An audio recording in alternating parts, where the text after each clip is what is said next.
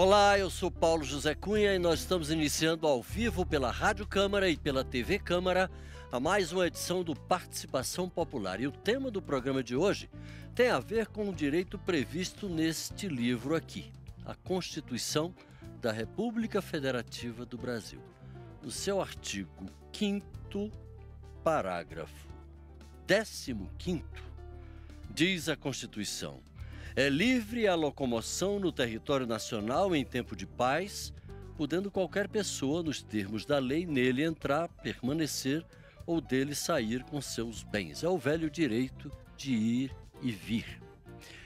O diabo é fazer com que esse preceito constitucional seja cumprido, porque a quantidade de carros trafegando em nossas ruas, vias, cresceu em progressão geométrica, enquanto o crescimento do transporte coletivo ainda anda a passo de tartaruga, sobretudo nas grandes cidades. Estacionar, então, pode esquecer. Outro dia eu ouvi uma piada que é mais fácil comprar um carro do que arrumar uma vaga. Pode ser até um exagero, mas ilustra bem o problema. Vai chegar o dia em que a quantidade de carro vai ser tão grande que o trânsito vai dar um nó. E ninguém vai mais andar nem para frente nem para trás. Bom, exageros à parte, o problema é sério e para debatê-lo, nós recebemos em nosso estúdio o pesquisador Renato Balbin, pesquisador do IPEA, especialista em políticas públicas urbanas. Obrigado pela participação aqui com a gente. Boa noite, Paulo. Obrigado. E vamos contar também com a participação do geólogo Rômulo Ribeiro, professor da Universidade de Brasília, pesquisador do Observatório das Metrópoles, a quem nós agradecemos desde já pela gentileza de atender ao nosso convite. Eu que agradeço, Paulo. E olha, nós queremos agradecer ao Carlos Henrique Tretel, de Piracicaba, que mandou algumas observações sobre o programa Política na Era Digital. Obrigado pela participação. E você de casa pode participar enviando perguntas para os nossos convidados. Anote aí o nosso telefone, esse que está aparecendo aí na tela, 0800 619 619, ligação gratuita. O nosso e-mail é participaçãopopular@câmara.leg.br. Lá no nosso link, no centro de Brasília, a gente vai contar com a repórter Carol Siqueira. Vai ouvir as principais estrelas desse nosso programa, né, Carol? Que são exatamente as pessoas que acompanham o programa, que estão aí com você, que estão em casa, que estão ouvindo pela Rádio Câmara. Boa noite, Carol. Isso mesmo, Paulo. Nós estamos aqui no centro de Brasília, que é um lugar que acaba convergindo todos os tipos de transporte que nós temos aqui na cidade. Atrás de nós temos carros, nós estamos bem em cima da rodoviária, ao nosso lado tem uma rodoviária intermunicipal, vemos muitos estacionamentos, é uma área onde passa muita gente e a gente vai ter grandes personagens para tratar dessa questão do transporte urbano. E aqui comigo já está o Jonas, que ele é coordenador da ONG Rodas da Paz, está aqui, trouxe aqui sua bicicleta para nos dizer como é que é essa vida de um ciclista em Brasília, nas grandes cidades, e como é que está a política pública nessa questão. Tudo bom, Jonas? Como é que é a vida de um ciclista? Primeiro explica pra gente, você usa a bicicleta para tudo ou é um hobby? Tudo bem, Carol? Boa noite a todos.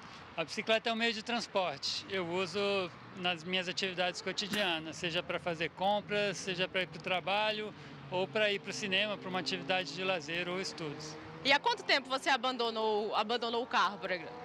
Eu sempre usei a bicicleta de uma forma complementar ao automóvel, né? Eu não uso carro todo dia, sempre tive carro, mas deixei na garagem. E agora faz 2 semanas que eu vendi meu carro e estou percebendo que eu consigo viver razoavelmente bem sem carro, utilizando a bicicleta de vez em quando, pegando um táxi e usando o transporte público. Você já chegou a calcular quanto de dinheiro você chegou a economizar com a bicicleta, porque não tem o custo da gasolina, da manutenção do carro, e quanto de tempo, essa relação de custo e de tempo em relação à bicicleta? Já fiz uns cálculos, assim, em mais ou menos um ano, uma bicicleta boa, que custa aí entre R$1.000 e R$2.000, ela se paga só pela economia de combustível e de manutenção do automóvel, né?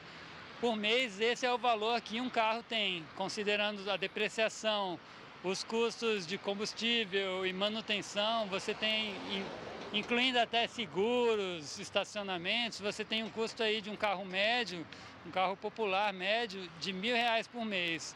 Ou seja, por mês você consegue comprar uma boa bicicleta com o custo que você tem usando o carro. Em relação ao tempo, a bicicleta te economiza tempo em relação ao transporte público, ao carro? Com certeza. Recentemente a gente fez um evento chamado Desafio Intermodal, numa distância razoavelmente grande, de 14 quilômetros. A bicicleta foi a mais eficiente, o veículo mais eficiente, tanto em termos de tempo, de emissão de poluentes, né, e de custo.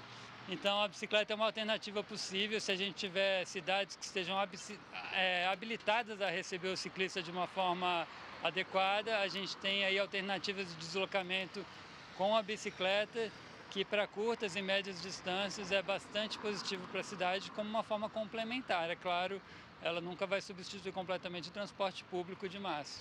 Agora vamos falar de política pública. A gente vê uma preocupação cada vez mais crescente com ciclovia, com ciclofaixa, em ver a bicicleta como um meio de transporte, sim. Como é que é a vida de um ciclista hoje numa grande cidade como Brasília ou outras cidades que você conheça? Quando a gente fala de política cicloviária, as pessoas sempre pensam em ciclovias, né? Mas a gente tem que lembrar que a política ela tem que ser muito mais ampla do que apenas ciclovias.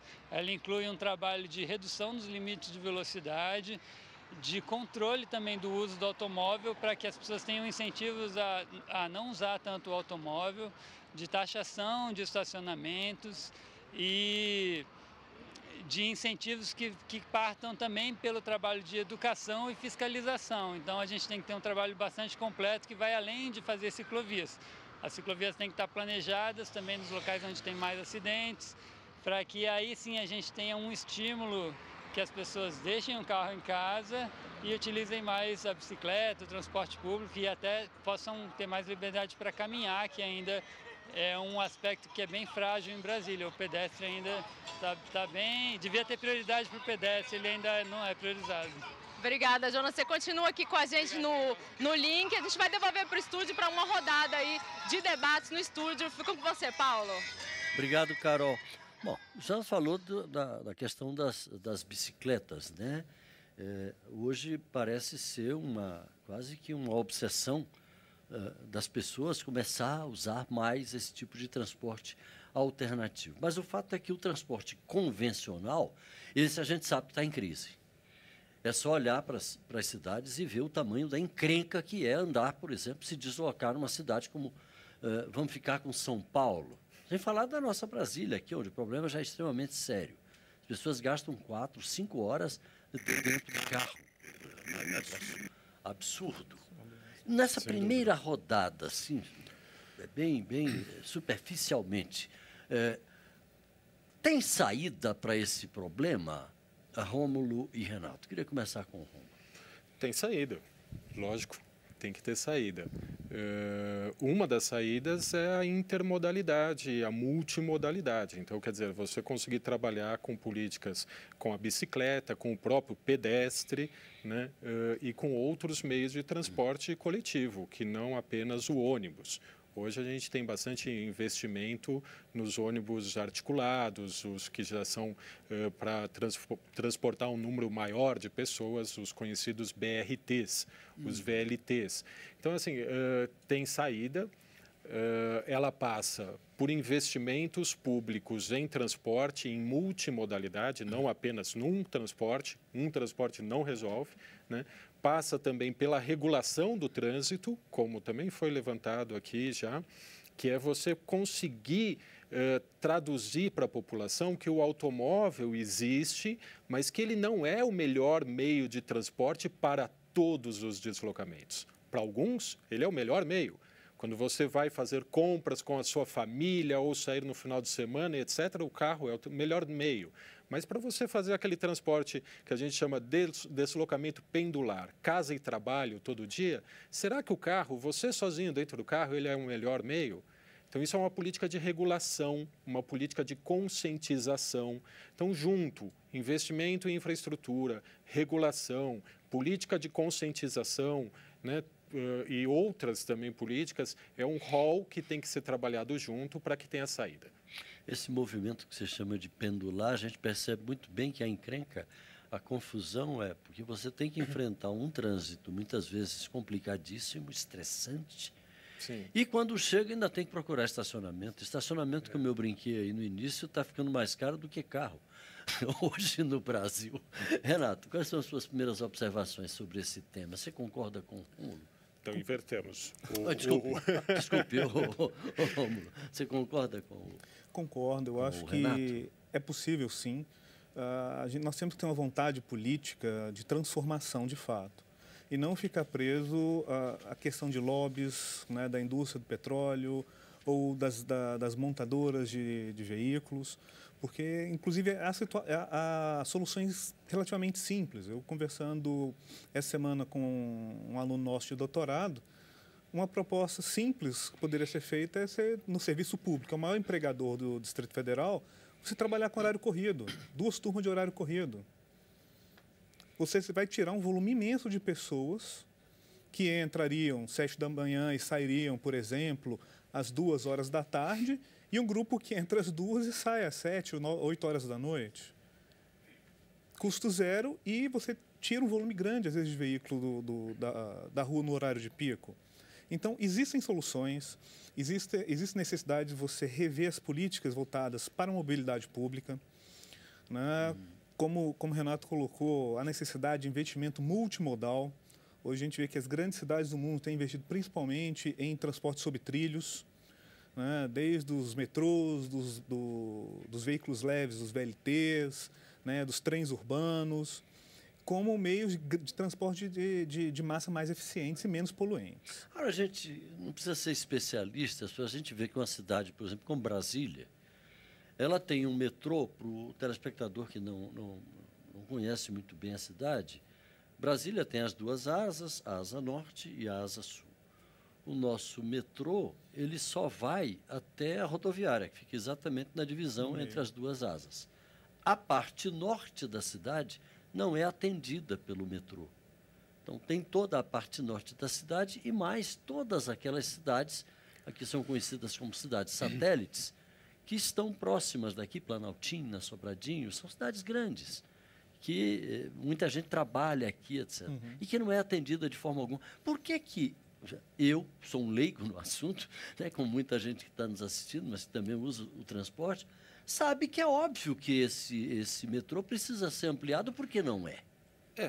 Paulo, eu acho que aí vai o que foi colocado aqui pelo Rômulo, a vontade política. A questão, quando a gente fala vontade política, também é essa coisa que a gente não sabe muito bem explicar o que é essa vontade política. A vontade política não é a vontade do político. É a conveniência não é a política. vontade só do político, é a vontade do cidadão, né? Historicamente, o que a gente pode ver, não só no Brasil, nas cidades brasileiras, mas em qualquer lugar do mundo, há da parte da população em geral, uma vontade de ter o automóvel e de se deslocar com o automóvel, né? A gente fala assim... Não falta incentivo. Não né? falta incentivo. Mas a gente muitas vezes você fala... Você pode comprar um automóvel hoje a perder de vista. Sim. O que eu acho que bastante razoável, porque a classe média mais pobre ou pobre, ele também tem direito ao bem automóvel. Agora, eu, ou mais rico, ou mais pobre ainda, todos nós temos que ter uma regulação única de como usar o automóvel com certa medida. Não é para tudo. Agora, o bem automóvel é um bem que as pessoas têm o direito de ter essa vontade de tê-lo e realizar esse desejo, né? Agora, a vontade política é a vontade do cidadão também. Quantas eleições não se passaram nos últimos 20, 30, 40 anos em que a população votou no discurso de se abrir mais vias para o automóvel, de se construir mais viadutos, etc. É recente e ainda inovador na política brasileira o político que vem a público, né, e defende com garra, com firmeza, o transporte público em detrimento do automóvel. Falando, não vou investir no automóvel, vou fazer como está acontecendo em São Paulo hoje, que se constrói, se tira área, espaço do automóvel para se colocar ciclovia. Isso a população está estranhando.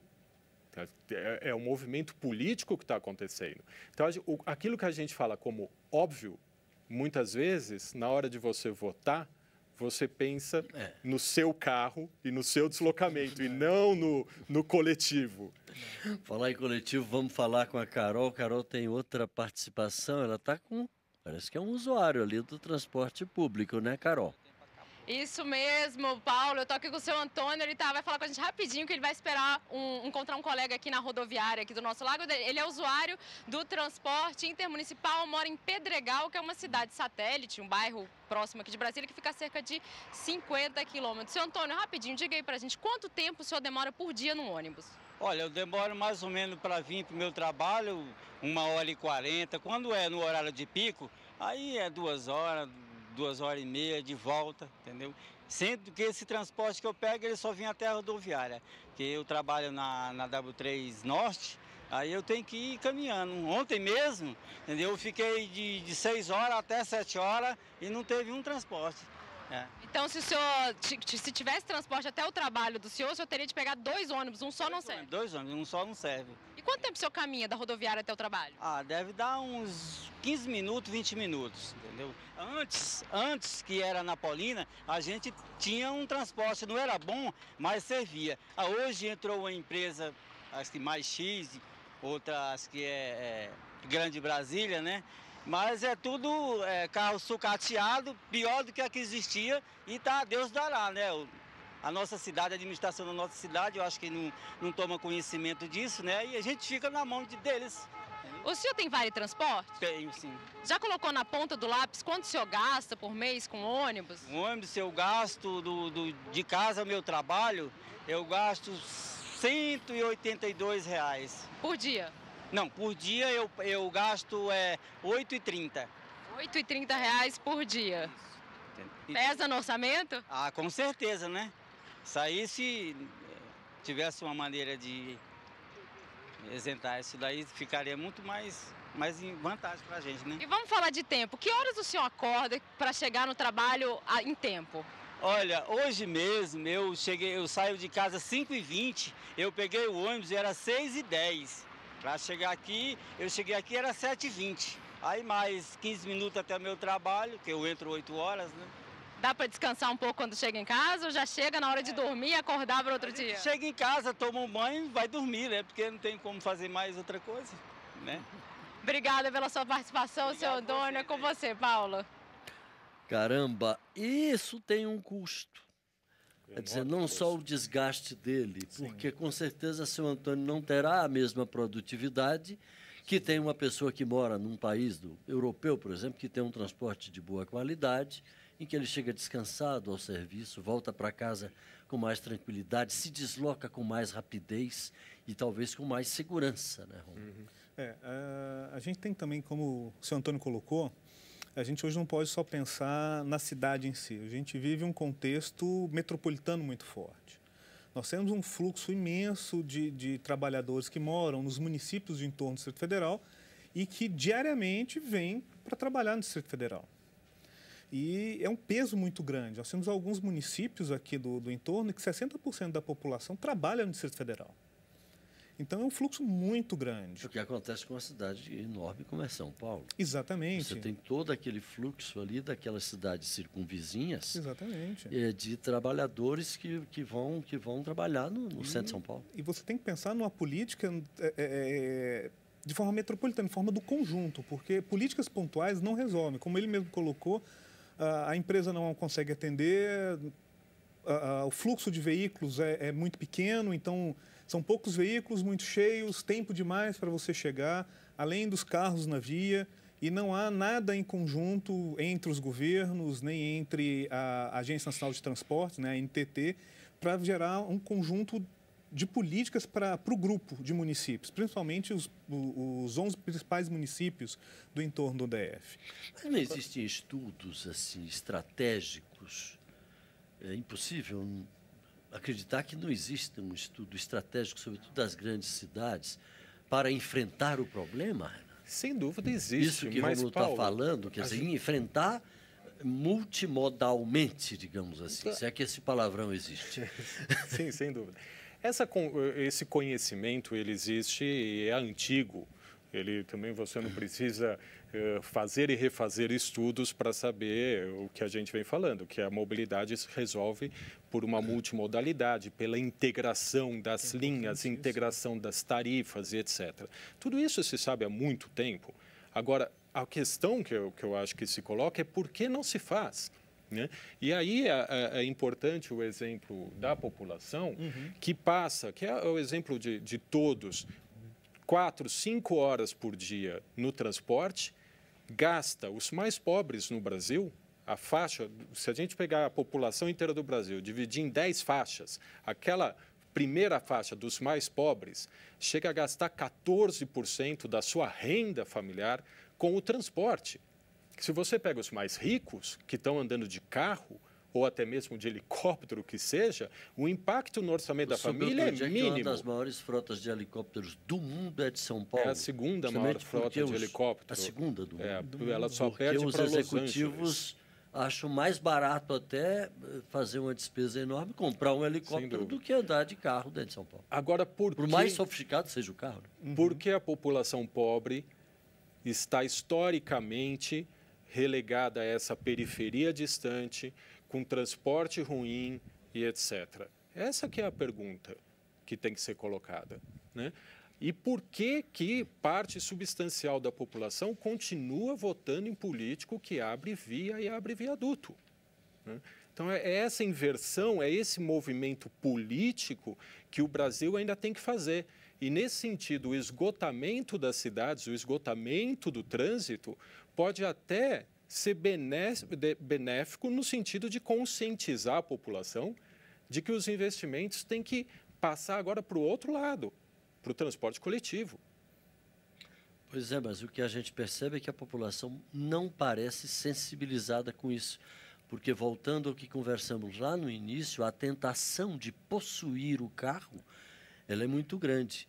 Que políticas públicas poderiam ser adotadas? Eu não vou dizer de forma emergencial, porque um trabalho desse requer, naturalmente, uma previsão, um planejamento muito mais sofisticado. Mas, basicamente, para atacar o problema, Rômulo, a gente deveria começar por onde?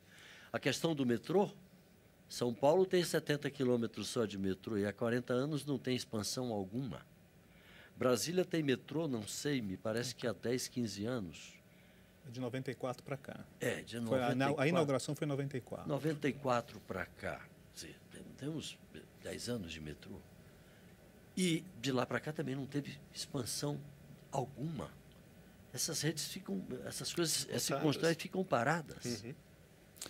O que a literatura mostra para a gente é que metrô normalmente ele é deficitário, então ele necessita de um subsídio do governo.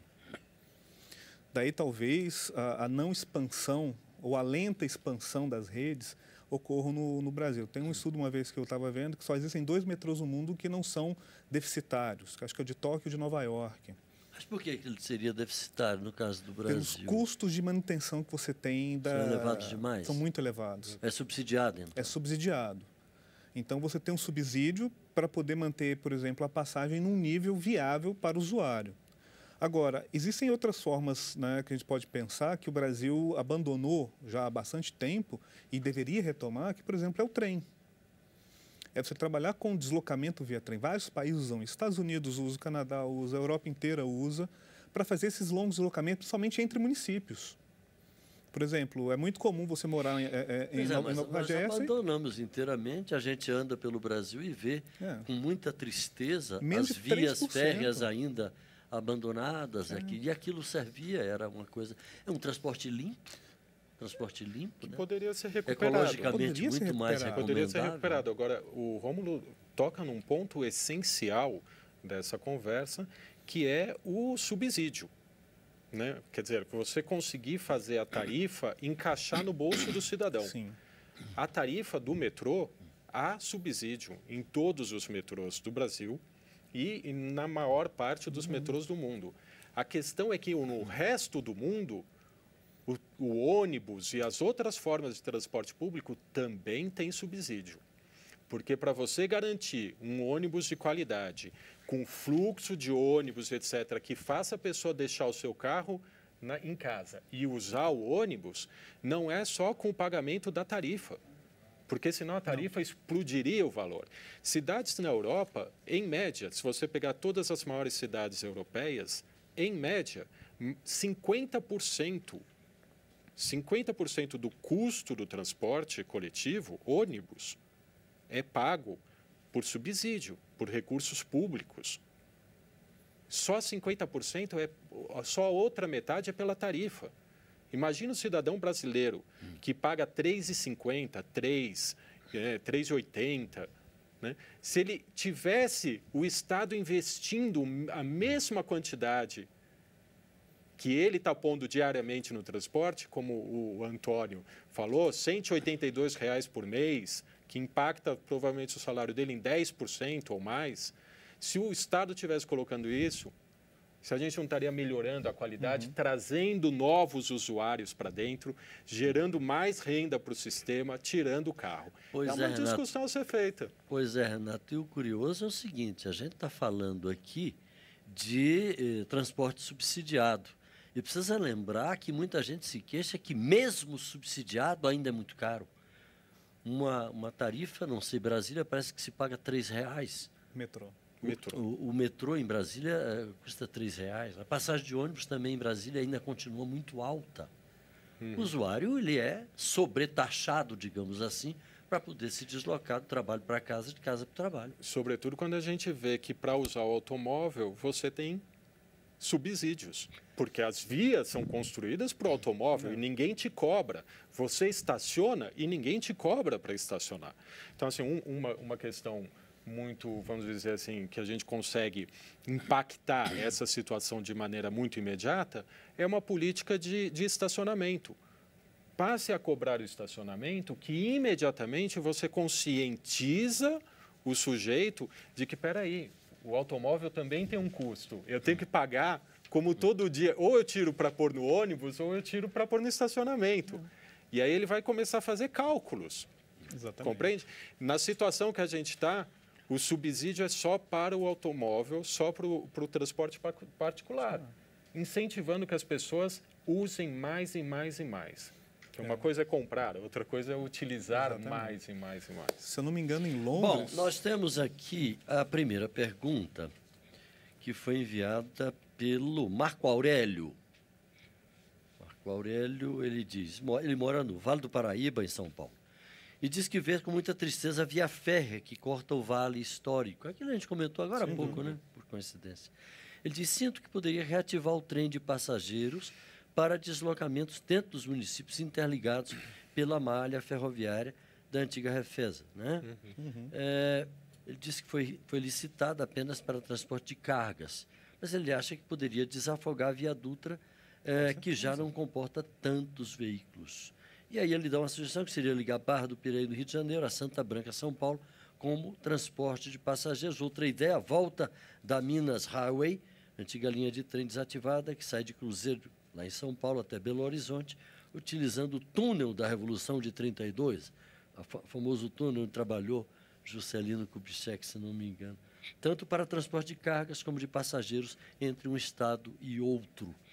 É possível a gente pensar efetivamente, eu queria deixar com os dois a questão, da reativação dessa malha ferroviária, que foi praticamente abandonada no Brasil?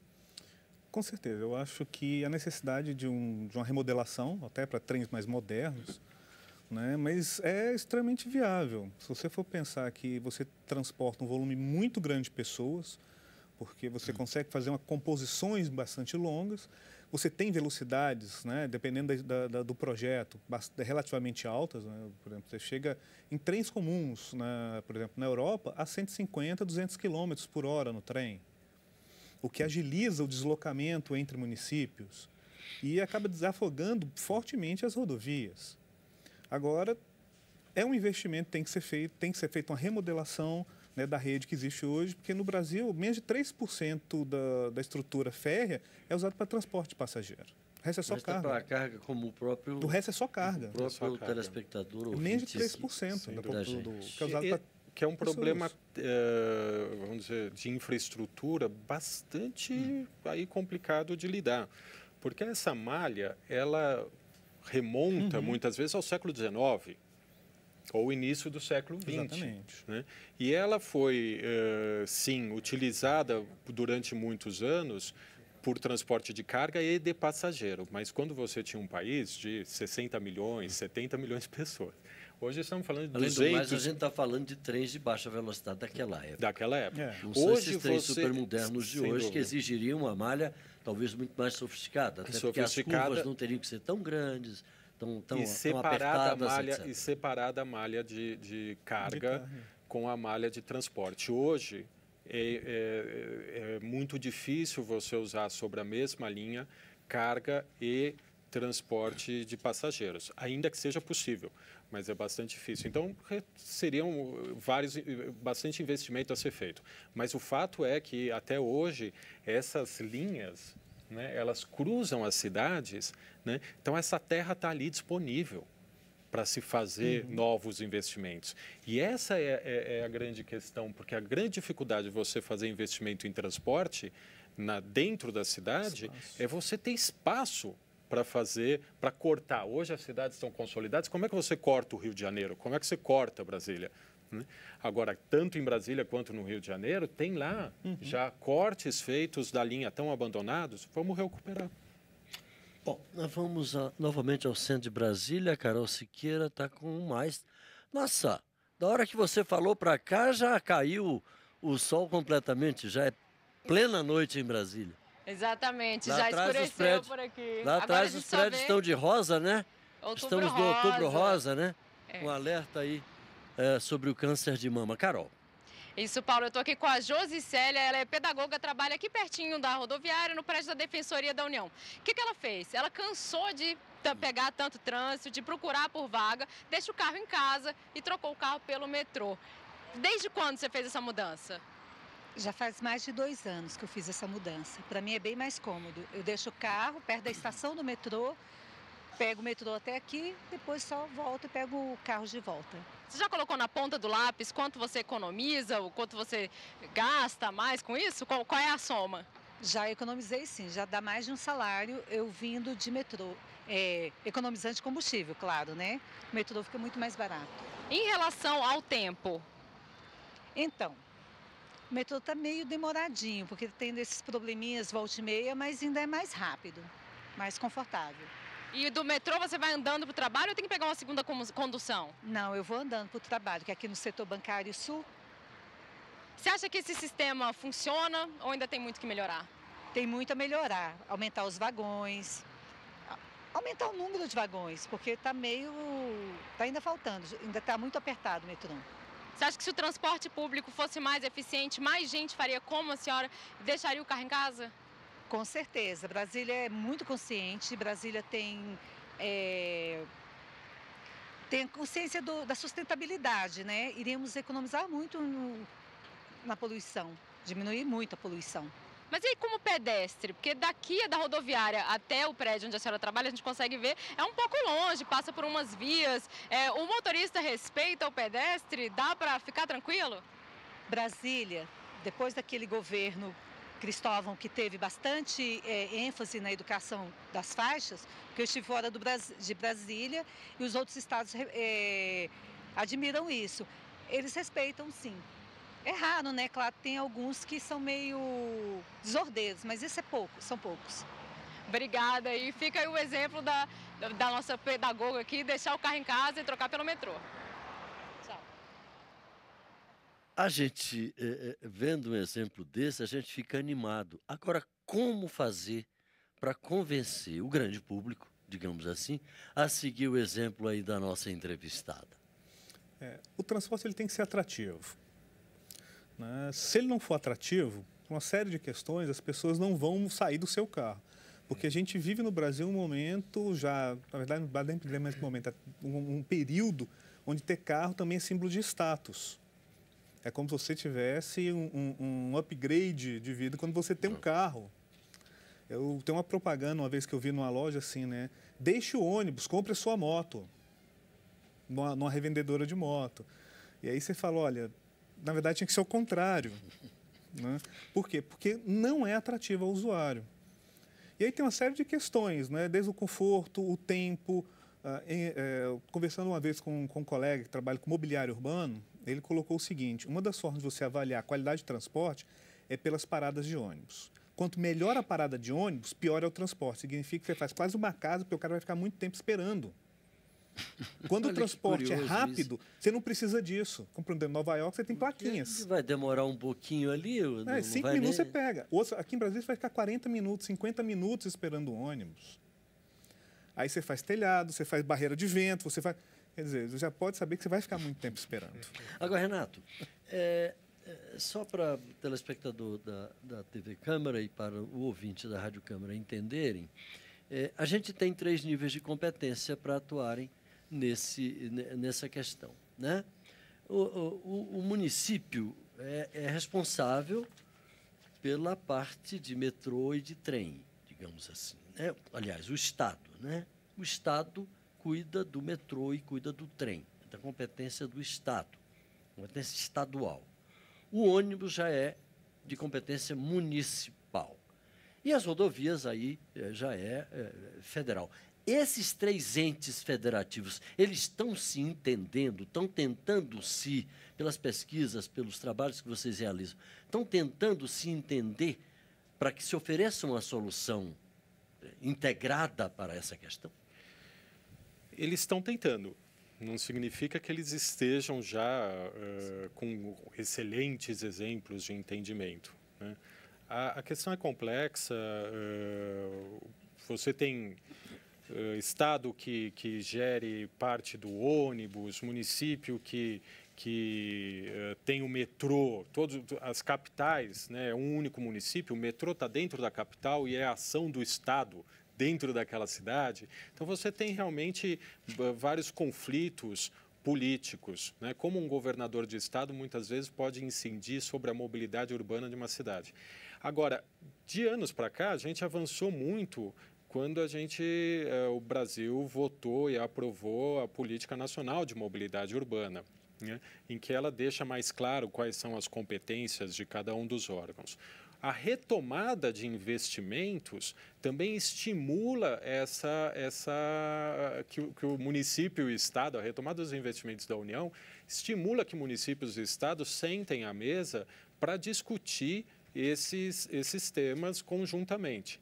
Agora, o fato é que esse tema, como o Rômulo já colocou, ele impacta, sobretudo, as metrópoles, onde você tem municípios que se juntam numa única cidade, e aí você tem 15, 16, 20 prefeitos e um governador do estado. Então, o problema não é só do transporte, é um problema também de outras questões, como o saneamento básico, ou mesmo a localização de habitação, a regulação do uso e da ocupação do solo. São vários problemas que têm que se solucionar no âmbito metropolitano. A gente passa aí de um período desde 88, com a nova Constituição. As metrópoles, antes de 88, as metrópoles eram definidas no plano nacional. A partir de 88, elas passam para os estados, né? E aí tem muita crise que acontece, além da crise econômica, etc. A gente está melhorando. Eu entendo que aí nos próximos anos novos avanços serão dados, inclusive, como eu falei, o estímulo do investimento federal e um outro estímulo que é muito claro, que é da tecnologia.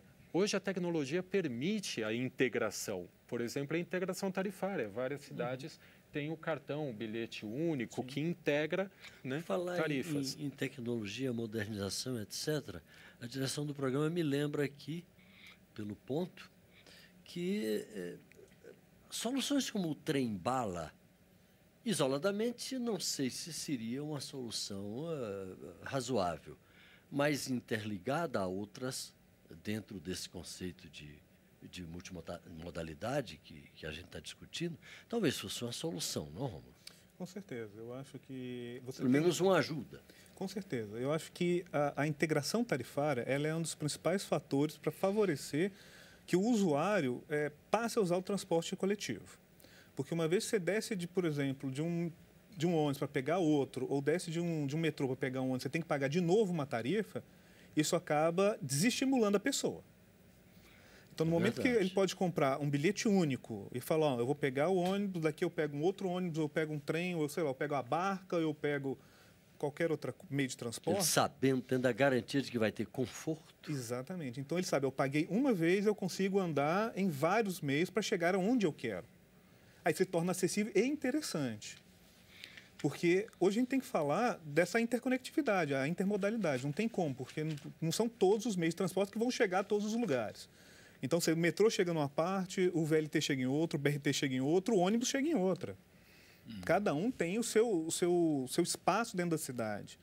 Agora, a pessoa tem que saber que ela não vai ter que pagar 2, 3, 4 passagens para chegar de um ponto A a um ponto B.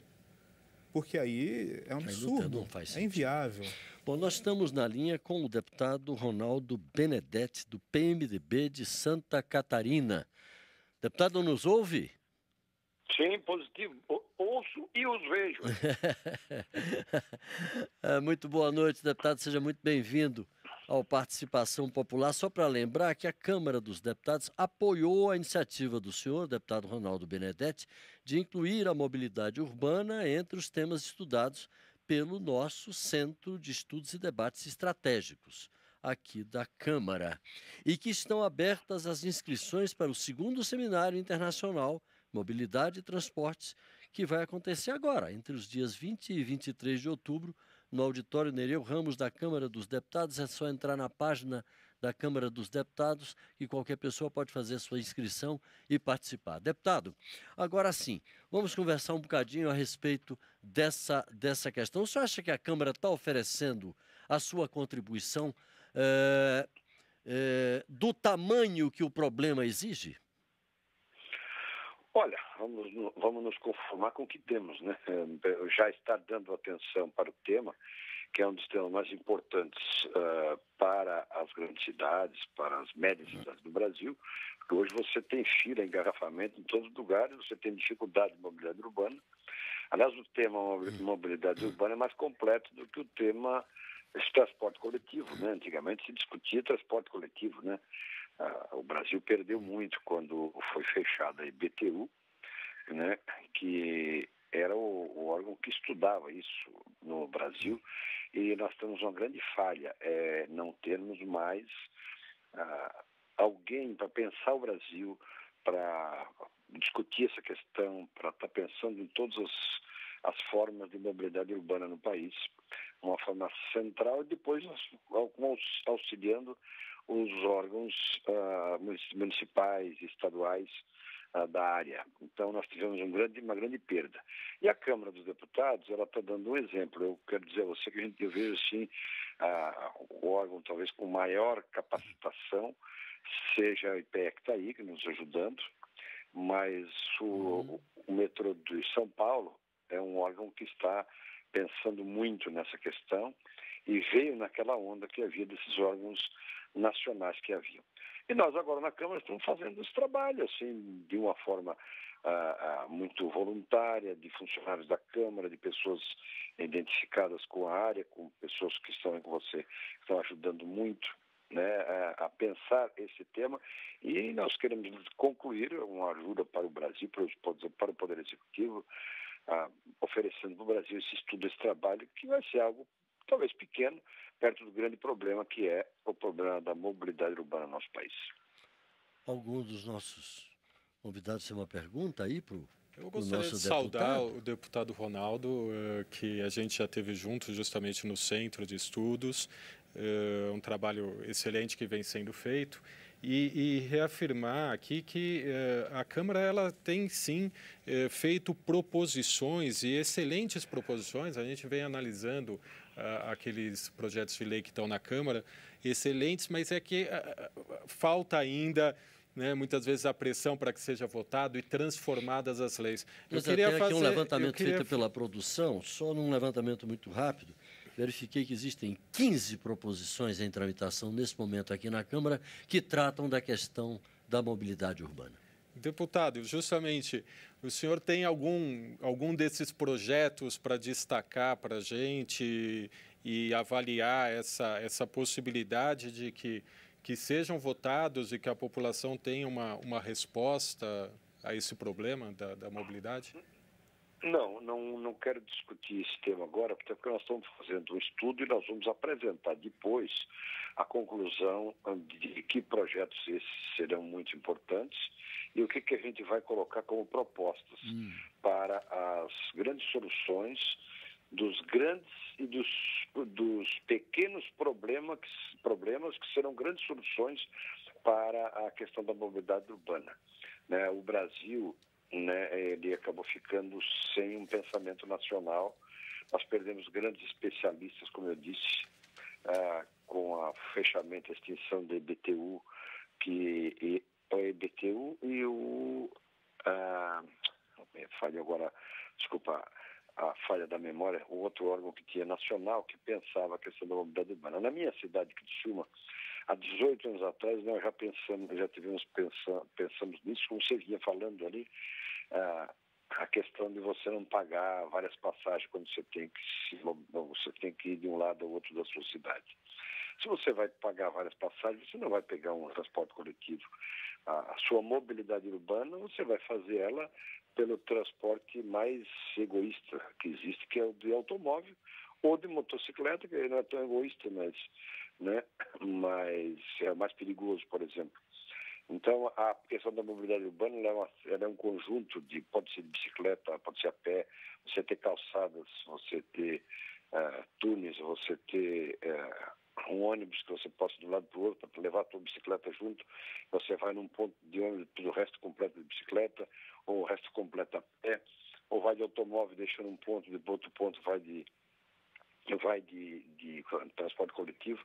Essa semana eu ainda peguei no meu Facebook e guardei e republiquei para todos, porque gostei muito. Já é antigo, mas vi um ônibus daquele, acho que é em Londres, né? Aquele vermelho de 2 andares. País evoluído, deixa eu ver se eu me lembro a frase. Não é aquele que pobre anda de automóvel, é aquele que o rico anda de transporte coletivo. Né? Então, eu acho que seria um grande avanço para nós. Nós iríamos tirar o número de automóveis. Se nós tirássemos o maior número de automóveis possível das ruas, nós iríamos nos mobilizar, nós iríamos andar mais rápido dentro dos nossos municípios. Se todo mundo tirasse o egoísmo de a gente andar de transporte individual e a gente andasse com transporte coletivo, nós teríamos mais facilidade, o ônibus andaria mais rápido, não teria fila. Isso é algo que a gente tem que pensar, e os governos, eles têm que induzir isso. É isso que nós temos que pensar, é nessa linha que nós queremos apresentar a nossa proposta. Por isso não discutir agora... Pois é, e tudo isso deve ser objeto, né, deputado, desse debate que vai haver aqui. Exatamente. É isso já entre os dias 20 e 23, que deve enriquecer muito com subsídios para a elaboração desse documento e de uma proposta definitiva, que provavelmente deve ser uma proposta que englobe todas essas contribuições. Deputado, nós gostaríamos de agradecer muito a participação do senhor aqui no nosso programa. Um abraço a todo o pessoal, aí, especialmente aí de sua Criciúma. Muito obrigado a você e todos os seus telespectadores. Um abraço. Vamos continuar. Nós não vamos ter uma proposta definitiva, mas vamos tentar construir uma proposta para a gente melhorar muito o Brasil na mobilidade urbana. Bom, e vamos direto ao nosso link com Carol Siqueira. Carol, é com você.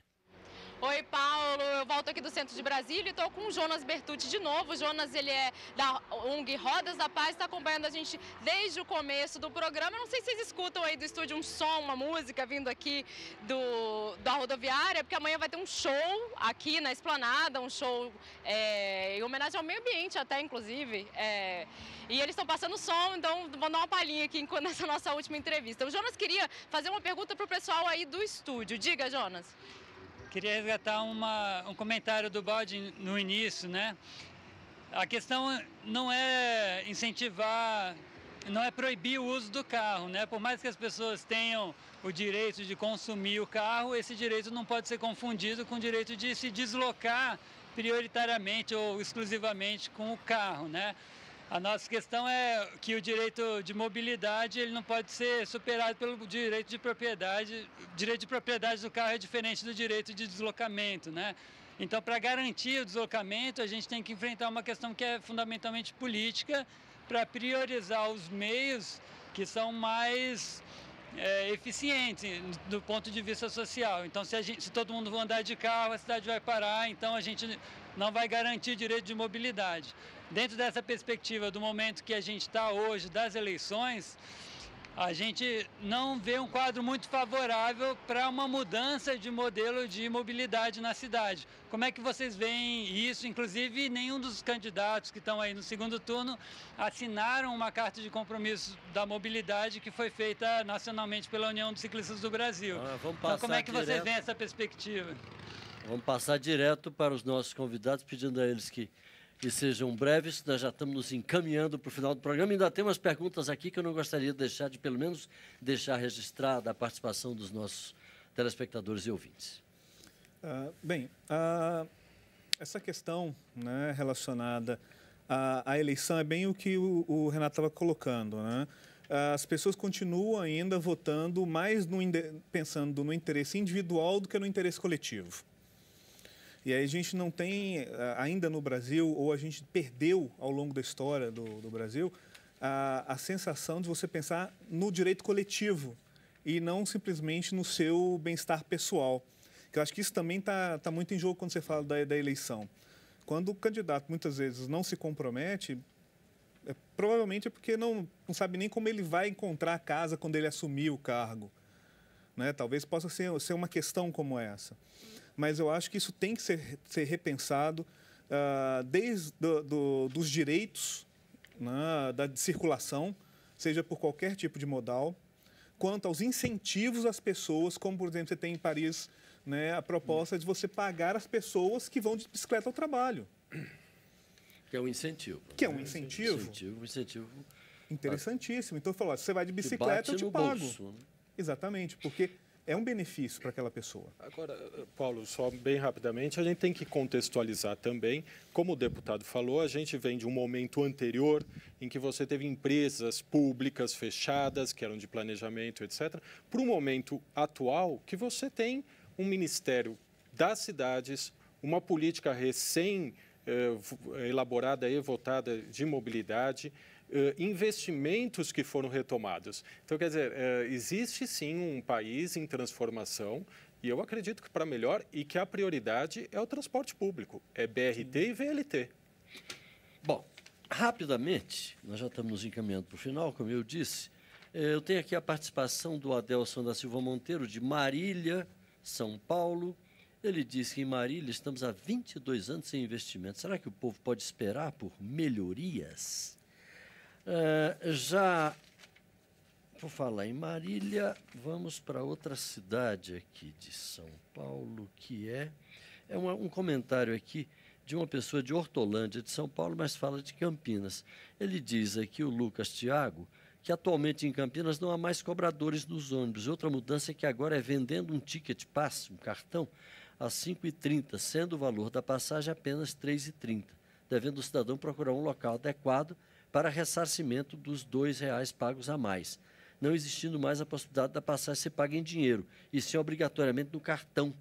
Gostaria da vossa opinião sobre o ocorrido, uma vez que grande parte da população, por falta de tempo ou de paciência, não vai até o local para receber de volta e perde esse dinheiro. É um comentário rápido, lateralmente ao tema central aqui da nossa discussão, mas que tem a ver também, evidentemente, porque tem a ver com a questão do deslocamento. De Taboão da Serra, São Paulo, o João Ferreira de Lima diz assim: o que a população pode fazer para exigir que o governo federal cumpra com a parte dele para melhorar a mobilidade urbana? Há um acordo do governo federal com o estadual para que haja o repasse de verbas para a melhoria, mas o governo federal não está cumprindo com a sua parte. E, por último, de São Gonçalo, no Piauí, tem um comentário aqui do Carlos Jean Pereira Gonzaga. Ele diz que o Brasil devia incentivar mais alternativas de outros transportes, porque já tem muitos incentivos ao setor automotivo. Para isso, se melhorar a maior competitividade das empresas de automóveis brasileiras, como, por exemplo, os itens de segurança básica e qualidade em geral. O carro brasileiro, como já dizia o ex-presidente Collor de Mello, são carroças. E de Natal, a gente tem a participação de José Cândido de Almeida Neto, que ele diz, é um comentário, também podemos levar em consideração que o crescimento desordenado das cidades influencia diretamente o fluxo do trânsito. Muitos turistas, olha que coisa curiosa, optam por comprar um apartamento na cidade apenas para passar férias e acabam comprando carros para facilitar seu deslocamento na cidade. Eu queria um comentário de vocês, no geral, sobre essas participações. Queríamos agradecer muito a participação dos telespectadores e ouvintes da TV Câmara. Queria começar com o Renato. Bom, tentar trabalhar esses temas geral mesmo. A questão dos investimentos, eu retomo que tem 3 ou 4 perguntas que tratam desse assunto. Se puder ser breve, porque nós temos a Voz do Brasil que está entrando aí daqui a pouco. Com certeza melhorará, porque hoje a lei define que o governo federal não pode investir em asfalto, ou seja, para carros, só para transporte público. Isso já é uma melhoria, isso já é uma sinalização de melhorias. Bem, só pegando uma das questões que eu acho que também é de forma bastante global, eu acho que as populações elas têm que começar a pressionar os seus deputados, porque e acompanhar o que eles estão fazendo, como em vários países isso acontece, para que esse deputado lute pelos interesses das suas cidades, do seu estado, para que traga esse benefício para lá.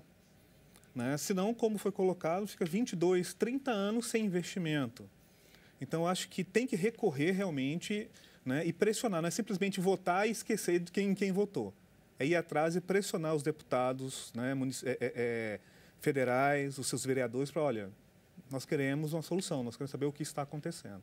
Porque assim a gente vai conseguir a melhoria para essas cidades.